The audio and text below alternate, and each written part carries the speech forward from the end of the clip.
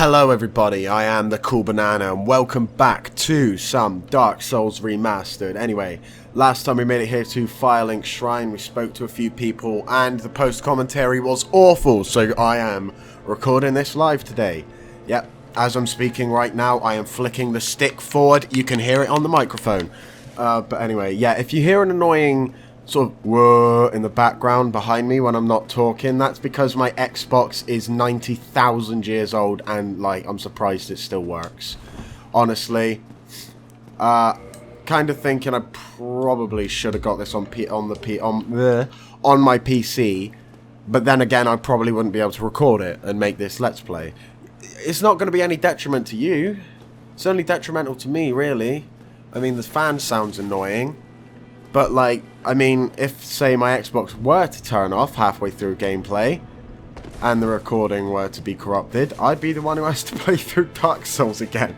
Okay, anyway, if we continue on, last time we had a look down that way and what was down there. There are a few important items you can actually get down by that cemetery, but I'm not going there simply because I haven't played Souls, like, at all for months and months, and I am a bit too rusty to be able to deal with that area, I think. So I'm going to go ahead and we're going to go up towards the Undead Burg. Anyway, this is probably one of my favourite sort of starting zones, if you know what I mean, sort of starting areas in a game. I love the layout of it and I like the enemy design and everything. Like, these guys, I can, other than that dick with the fucking firebombs, who always fucks me over, I can usually, like, deal with this area pretty well. Like that. Lovely little jump there. Haven't played the game for months. Still do it like it's second nature. Anyway, there's a lovely little item we can grab over here. And it's actually a good item. The Ring of Sacrifice. Right. This is one of the most useful items in the game if you are a soul whore like me. Like, levels in this game really aren't that important. Like, sort of up to around sort of level 50, level 60, there isn't going to be too much difference between you playing in that level and getting any higher. Like, that's the sort of level people would get to in PvP, and like in PvP in this game back in the day. Anyway, the Ring of Sacrifice. This mystical ring was created in a sacrificial rite for Velka, in a sacrificial rite of Velka, sorry, the goddess of sin. It's Velka, the goddess of sin. Oh my god, I'm so fucking dyslexic. Its wearer will lose nothing upon death, but the ring itself breaks. What that means is you will not lose any souls or any humanity, and if you're a human, you will stay human upon death, I believe. Don't quote me on that one, though. I ain't too sure on that bit. Hey, bud, do you want to die? You do? Well, that's just great, because you have. Okay, yeah, he dove down there, ready for death. This guy has got a battle axe. Look at this, big boy. He's no stronger than the other enemies. His battle axe does do more damage, but like, yeah, he leaves himself way more open than anyone else. So he's not going to be too much more difficult. If you do run through that area, though, like I've experienced this fairly recently. I did a live stream on Twitch where I played through the first. Well, these first two parts is the first two parts of this LP is probably going to be what I played through in that stream. But that was on regular Dark Souls, that wasn't remastered. But I was playing through that, and I got to the Tourist Demon, but I tried to run back through that area because I died in the Undead Burg, and I didn't rest at the Undead Burg bonfire like a fucking idiot. It's probably going to happen a few times in this LP. But yeah, I have a habit of not actually resting at bonfires and just lighting them. Because in future Souls games, I believe... It's either in future Souls games or... Well, it's probably because of Bloodborne, actually. Because I'm pretty sure in Bloodborne you literally... you ring the lamp and then... I don't even remember how Bloodborne works. I haven't played that in ages. But I think... Well, you don't actually rest at the lamps in Bloodborne, do you? You don't actually rest at those. You go back to the Hunter's Dream. And when you die, I think you go back to those lamps. I think that's probably where this sort of... this muscle memory of not actually resting at bonfires has come from. But, anyway, I'm rambling. I have such a problem with fucking rambling. Jesus. If we come up here, there's going to be a lovely little thing, so I'm going to walk out nice and slowly.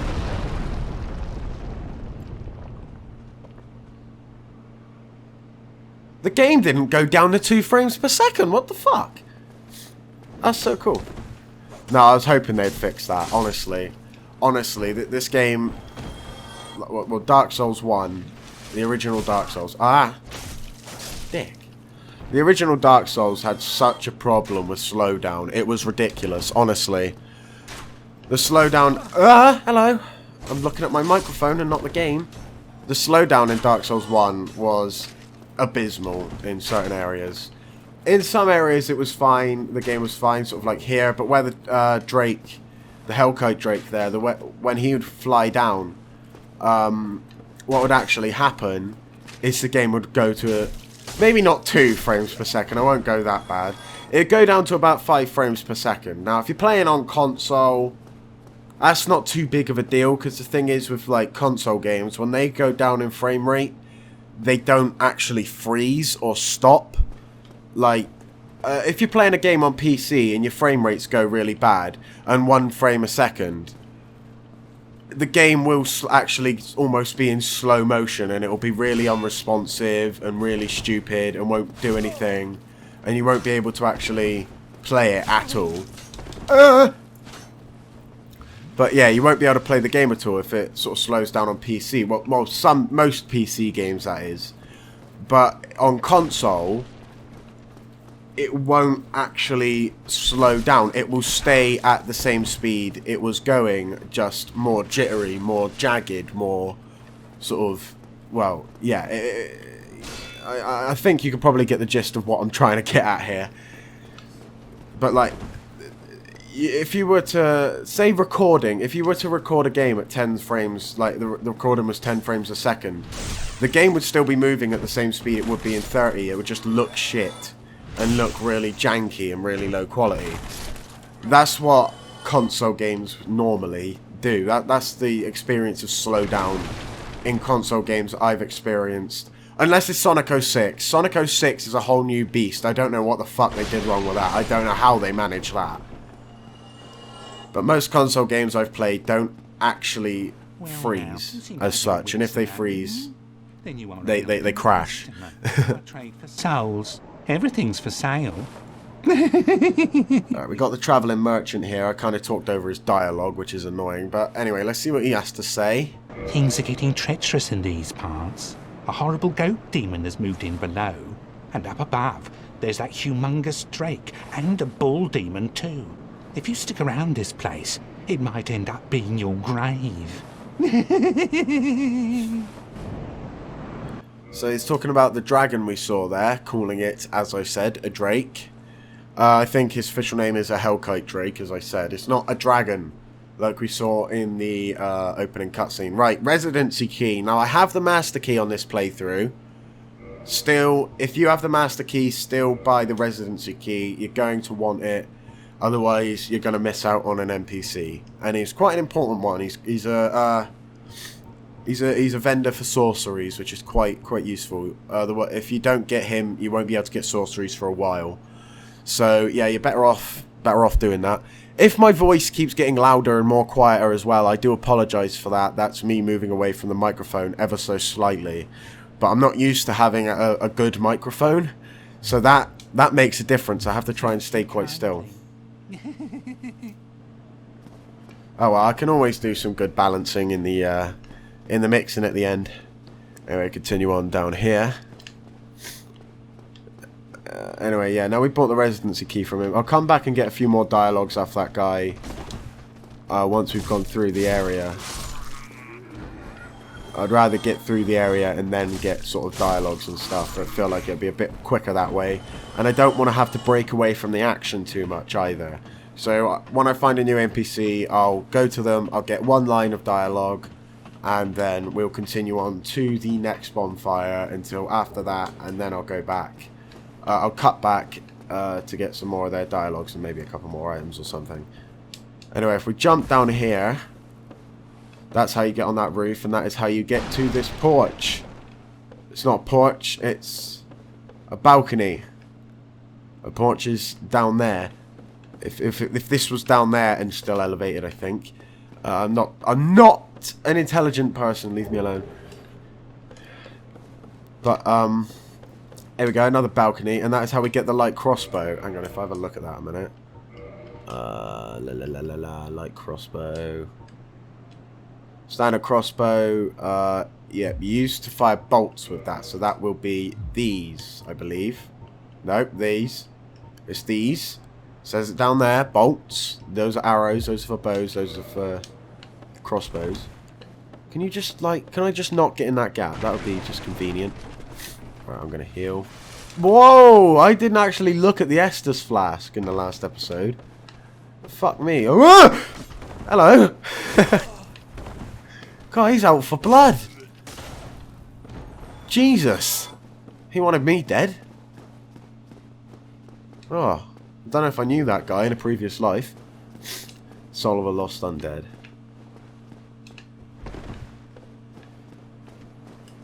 Magic ahead. Yes, give him a smack around the... Give him a smack. Give him both a smack. Oh, that was nice. I love doing that where you just kill two enemies with like one set of attacks. Lying in ambush ahead. Indeed. Attack these guys. Just knock them off before they become a problem. Stabbed. See now, buddy. That is not appropriate behavior.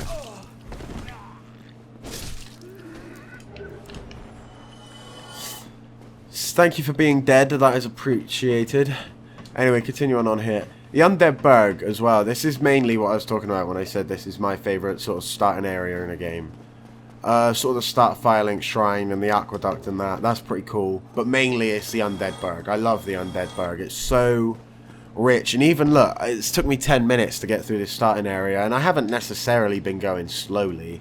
I mean, I haven't been going fast, but I haven't been going slow as such. But, yeah, it's just so well made. And if we look over here, it was pointed... I saw this in a playthrough when I first played this game by Epic Name Bro, I think it was. He pointed out that he always thought you could get to there, and it does still look like an area you can actually get to.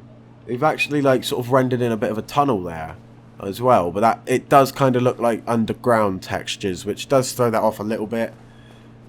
But that's still cool. It could actually, that could also be sort of elevator textures, even. No, I'm looking at that. But anyway, I'm gonna stopping and doing shit. I got the wooden shield over here as well.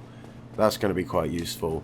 Also, I forgot to mention, I leveled up off camera. Most of the leveling up I'm going to do will be off camera. I don't want to be wasting the video with that. I'm gonna give you a hint, sort of just tell you what kind of build I'm going for. I want to be able to use all sorts of equipment. So it's going to be sort of a mix of strength and dexterity, maybe a little bit of intelligence in there. Probably not any faith though. I'm not too keen on... I'm not very good with miracles. I don't ever find too many scenarios in which case I find them, useful. I mean, they probably are useful, but I always use like electric buffs and that at the wrong time when they're actually not effective. So I don't trust my luck with it. Anyway, I'll have a screenshot on screen as well as to what changes I did make to my levels. Anyway, I'll get my dexterity up one there. Lovely. I want to kindle this bonfire. Anyway, I'm going to kindle this bonfire and I'll be right back. Right, here we go, kindling the bonfire. Just wanted to cut out me going through the menus there. I might have cut myself off a little bit because my speaking still isn't on point. I'm really annoyed. I did this so I'd be speaking better and so I'd be talking better. Jesus Christ, can I at least grammar? But yeah, I was doing this live so I could speak better, but my nerves are coming through now, so that's good. But anyway, just going to use these souls here. Get another cheeky level up on my endurance, because I want to be able to use my shield. Right. How much does the shield weigh? I'll probably use this. Nope. I can't use that. 1.5. I'm not going to be able to use those. It's on. Right, just get rid of these things. Oh. But yeah, this entire area, going back to what I was saying before, the way it's structured and that, and the way the enemies are placed, it's like perfectly laid ambushes. Like, you can see these guys over here throwing bombs that aren't hitting you. They're throwing the bombs at you before, like, while you're attacking these enemies, so you know they're there. See, like, I could get the light crossbow out and take care of these guys, which I might actually do.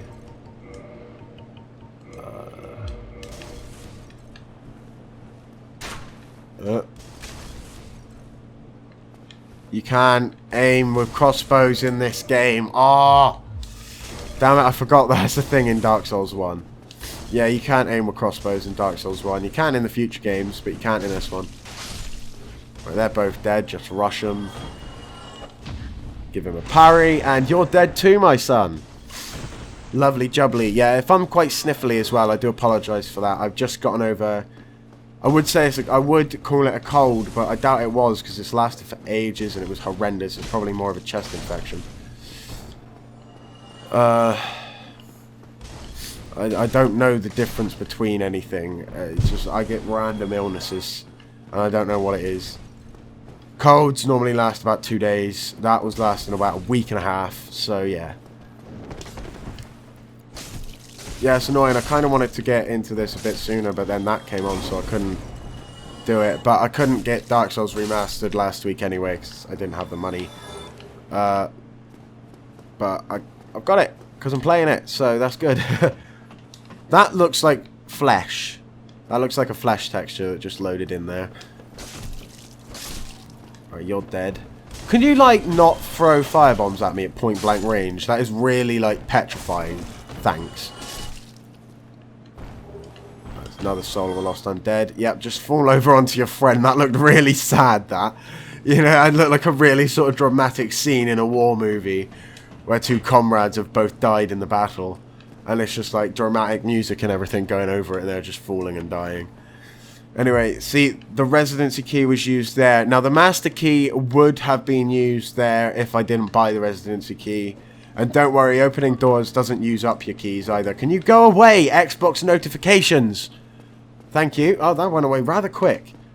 Oh, I feel like my Kinect is listening to me now, and it's like, oh, I'm sorry. I feel kind of bad now. But up here you have a guy with a crossbow. You want to take care of him because he will be annoying. And that's also giving you a hint as to when we get in the boss arena as to what you want to be looking out for. Hint, hint. There's two crossbow men up there shooting crossbows from a tower. Anyway, I'll go over the boss arena more when we actually get to it because it's hard to describe something when you're not actually seeing it. Right, let's kill those guys. It's like this area here. You use the stairs to lure these enemies out. I like that. And if you get that chest, you've already lured the spear guy out. That's good design in my eyes. That's good design. So it keeps the game moving. You know, if you're good at the game, you can get through it quickly. If you're not good at the game, you won't. It's well made in that sort of aspect, if you know what I mean. It's not a game. I don't know how to get. It doesn't hold your hand at any point, but it also doesn't necessarily let you just fall over yourself all over and over and over again and over again. It gives you some little help. Gives you a bit of help here and there. Gives you about as much help as a game should, really. Anyway, this is a Black Knight here, and I am cheesing him at the moment. But that's because I am a fucking parry god. Fucking hell. Yeah, these guys are quite easy to parry. If you're a new player, though, I wouldn't recommend trying to do this. Rather than doing this, try to strafe behind him and backstab like this. See if he's gonna... Oh! Just healing his face. That's disrespectful. There you go. Look, just try and get behind him and get one of those in. That's what you want to be trying to do. Once you've got one backstab in, the rest should be quite easy. You can chain backstab like that. And as you can see, it took care of him quite easily. That is the most effective way to deal with the Black Knights. I'm still really happy about that parry god moment, though. 4 consecutive parries, and the only reason I got hit was because I tried to get a backstab. That is fucking brilliant. Now, I am good at parrying in this game. I'm no good in any of the other games, though. See, I'm not perfect, though. And I'm not very good at fucking picking my moments to heal either. Oh. Hello.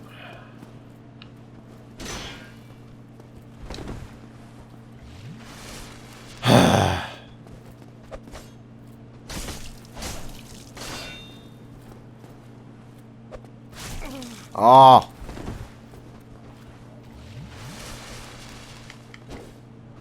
Damn it. Haha, I caught you fucking... I don't even know. Anyway, if we come up here, we have the stairs there to go onwards to the boss arena.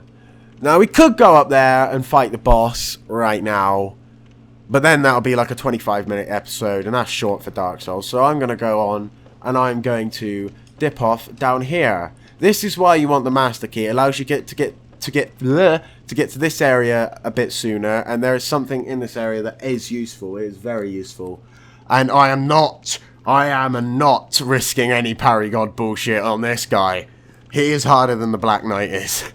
He may not be harder than every Black Knight, strictly, because some Black Knight, well, they get stronger as the game goes on, like you do. Nah, yeah, he's harder than every Black Knight because you're weak as fuck and he's about endgame strength here. Well, maybe not quite that extreme. Ah!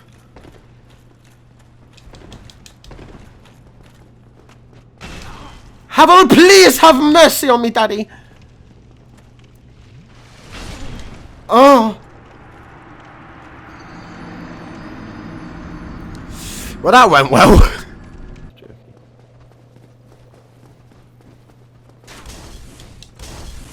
No!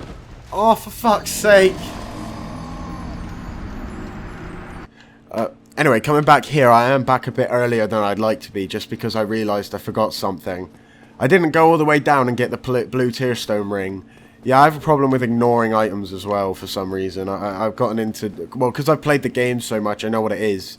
But I'm playing a playthrough for people to watch as, well, some sort of guide, I imagine. Well... I should probably advertise at the start, warning, this video is full of fucking procrastination. Here he is. Here he is. Dun, dun, dun, dun, dun, dun, dun. Fucking hell. This brings me to the fucking Thomas the Tank Engine flashbacks from fucking 2016. Anyway, Havel, just go for backstabs, please. I beg of you, just go for backstabs. Do not try to parry this madman. He will not have it. You can parry, like... How do I put this? Yeah, as you can see there, I don't remember how to fight Havel necessarily, but I think you can just strafe like that, and he won't hit you most of the time. But, But anyway, if you continue getting backstab chains, it will take a while. It is going to take a while. It's a slog. It is a lot. Havela.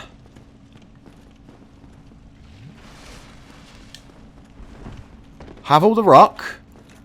Havel the Rock. The Rock. Rocky boy.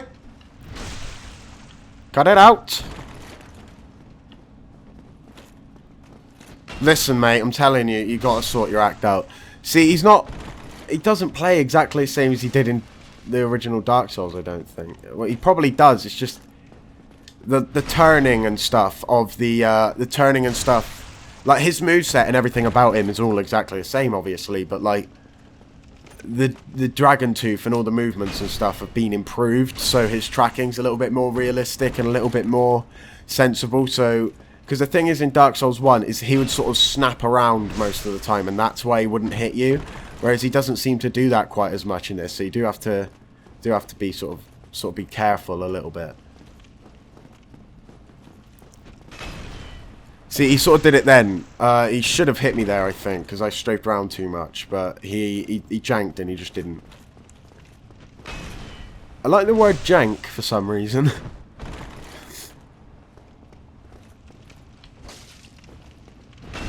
Just give him a little slap. Yeah, that'll do some damage.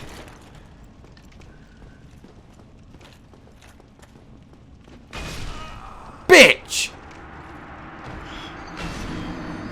I hit the roll button. Back to Havel the Rock for the 3rd time. Oh, Jesus.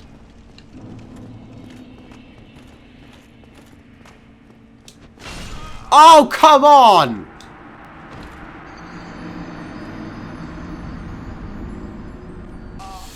I am ready to admit defeat. I will not be taking on Havel this episode. I'll leave that for later. He's too strong. He's too strong. I have done it. I normally do take him on this early. I can normally backstab him. I normally backstab chain him. Yeah. I can normally backstab chain him better. But I haven't played Dark Souls enough recently, so my skills are dwindling. So we are going to continue on to the boss fight of the area.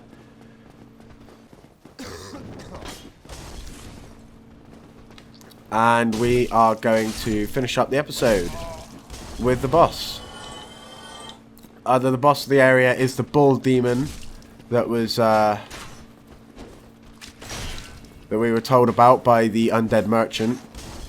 You remember him? The I trade for souls. That guy. Yeah.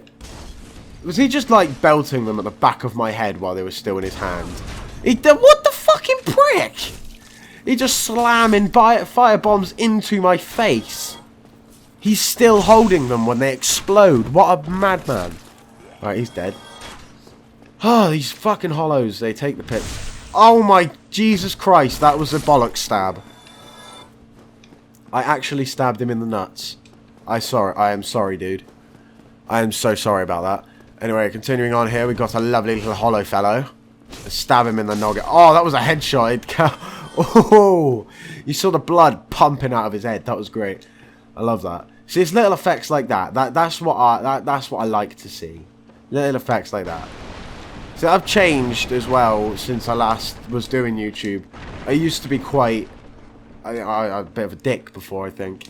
Whereas now I think I'm a bit more subtle, a bit less opinionated. Whereas, like, I'm a bit less self-centered in my own opinion, that's for sure. Dude!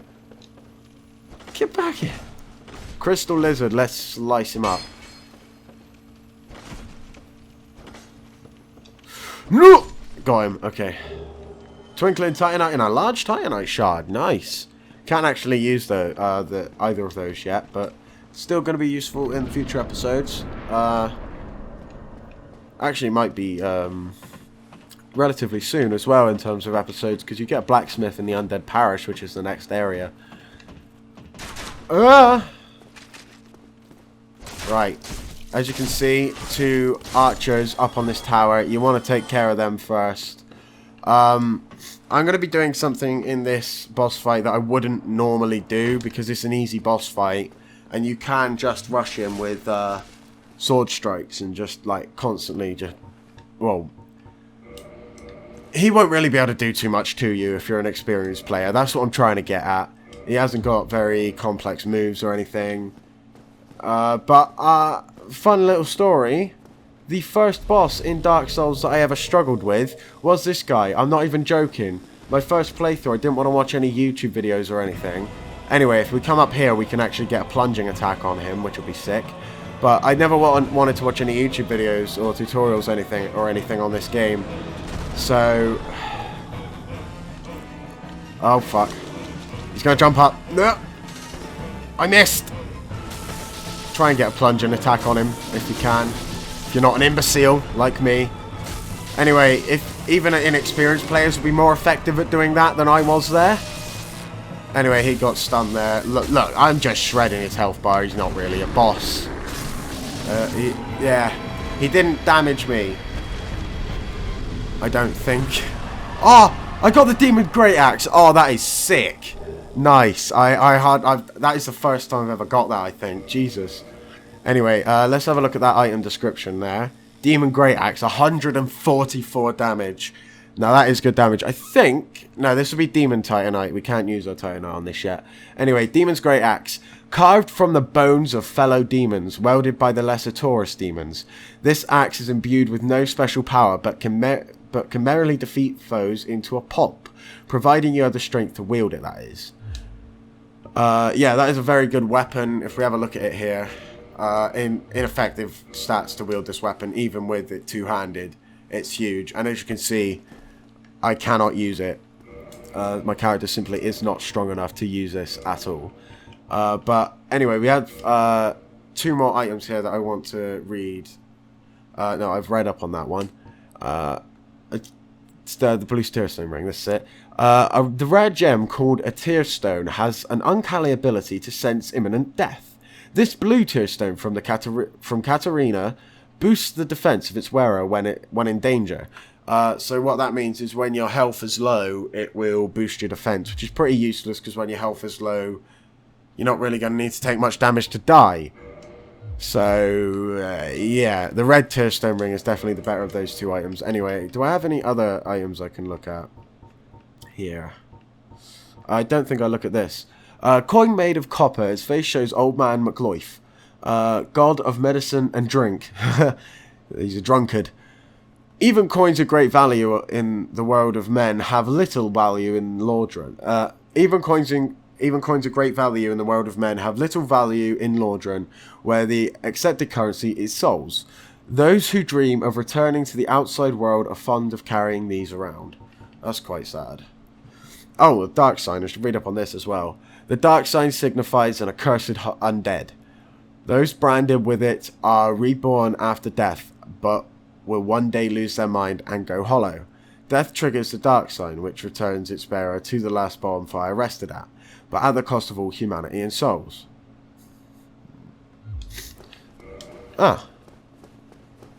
Yeah, so what that does basically, if you use that item, it will return you to the last bonfire you were arrested at, but you will lose all humanity and all souls when doing so, and you won't be able to go back to the area you were previously in to retrieve them either. They are permanently gone. And anyway, if we come down here, and that scorch marks, those are scorch marks, they are. Be wary of dragon, indeed. If we come up here.